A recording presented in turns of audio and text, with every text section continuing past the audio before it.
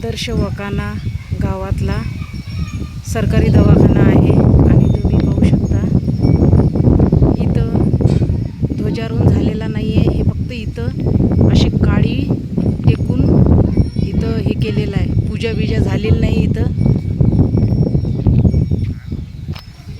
राष्ट्रगीत सुद्धा झालेलं नाही आहे.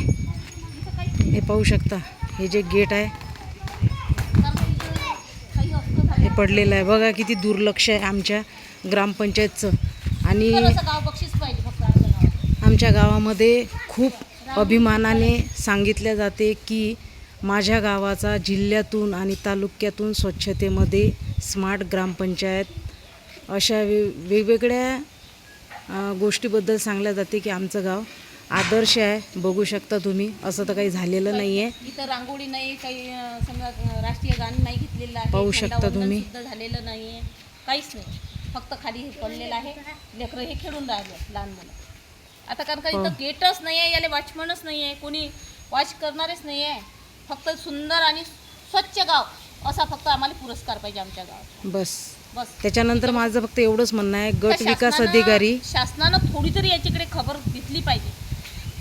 कारण का शासकीय जे कर्मचारी हे सर्व बोगस आहे आणि हे सर्व कारभार पाहतात, हे सर्व कारस्थान असतात.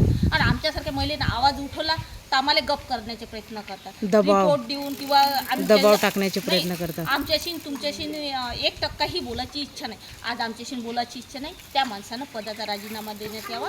ती व्यक्ती कोण आहे, असं कोणत्या व्यक्तीनं म्हटलं? शिपाई, ग्रामपंचायतचं. शिपाई. चालेल. आम्हाला दोन्ही महिलेला त्यांनी म्हटलं का 1% ही तुमच्याशी बोलायची इच्छा नाही. आता सरकारी कामकाज करत आहात त्या व्यक्तीशी तर आम्हाला 10 वेळा काम करणारच आहे. दुसरा विषय असा की ये ना चौभोताल घे ना समोर, इकडं नाही, तू समोर चाल.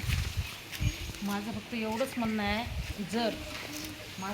एवढंच म्हणणं आहे, जर तुम्हाला GR काढून जर तुम्ही त्याच्यावरती अंमलबजावणी करत नाही, सरपंचपती किंवा सदस्यपती हे खुल्या आम ग्रामपंचायतमधला पूर्ण कारभार पाहत आहे.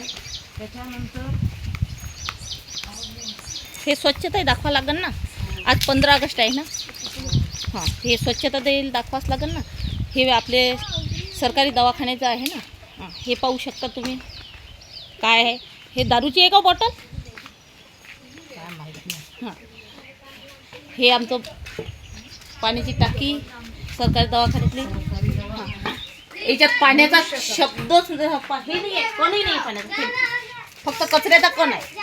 आणि हे असे कंडिशन आहे या दवाखान्याची. किती छान आमचा आदर्श सुंदर गाव आहे हे पाहू शकता तुम्ही. माझं म्हणणं एवढंच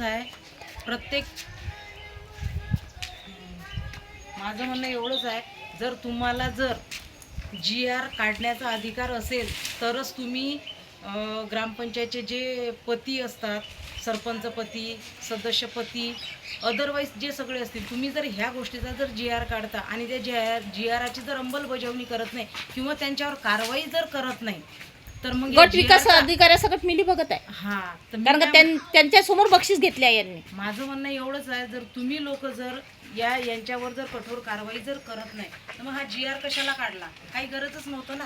जसं आहे तसंच चालू द्यायचं. 15 ऑगस्ट असल्यावर ह्याच्या काट्या सुद्धा छाटलेल्या नाहीये. पाहू शकता तुम्ही. हे आहे आमचं सुंदर आणि स्वच्छ गाव आदर्श वकाना.